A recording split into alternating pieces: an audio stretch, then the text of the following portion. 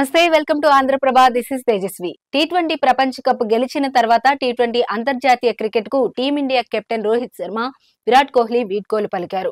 ఒకే వేదికపై ఇద్దరు ఫ్యాన్స్ కు షాకింగ్ న్యూస్ చెప్పారు. దీంతో ఇద్దరు భారత దిగ్గజాల టీ20 కెరీర్ ముగిసినట్లయింది. టీ20 ప్రపంచ కప్ ఫైనల్లో అర్ధశతకం బాదిన విరాట్ కోహ్లీకి man of the match award లభించింది. ఈ అవార్డు అందుకున్న అనంతరం కోహ్లీ మాట్లాడుతూ, ఇదే నా చివరి టీ20 ప్రపంచ కప్ టోర్నీ అని అన్నారు. ఈ విజయంతో తన టీ20 అంతర్జాతీయ కెరీర్ కు స్వస్తి చెప్పాలనుకుంటున్నట్లు తెలిపారు. ప్రపంచ కప్ తర్వాత మీడియా సమావేశంలో పాల్గొన్న రోహిత్ శర్మ మాట్లాడుతూ, టీ20 మ్యాచ్ తో భారత్ తరపున కెరీర్ ప్రారంభించానని, టీ20 అంతర్జాతీయ కెరీర్ కు వీడ్కోలు పలికేందుకు ఇప్పటికంటే మంచి సమయం లేదని, ఈ తరహా క్రికెట్ కు వీడ్కోలు పలుకుతున్నట్లు రోహిత్ శర్మ తెలిపారు. టీమిండియా తరపున 125 టీ20 మ్యాచ్ లో ఆడిన విరాట్ కోహ్లీ మొత్తం 117 ఇన్నింగ్స్ లో ఆడారు. ఈసారి 3056 బంతులు ఎదుర్కొని 4188 పరుగులు సాధించారు. ఈ క్రమంలో 38 హాఫ్ సెంచరీలు, 1 సెంచరీ సాధించారు.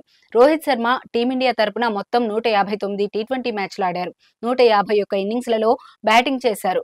ఈ క్రమంలో 3003 బంతులు ఎదుర్కొన్న హిట్ మ్యాన్ 4231 పరుగులు చేశారు.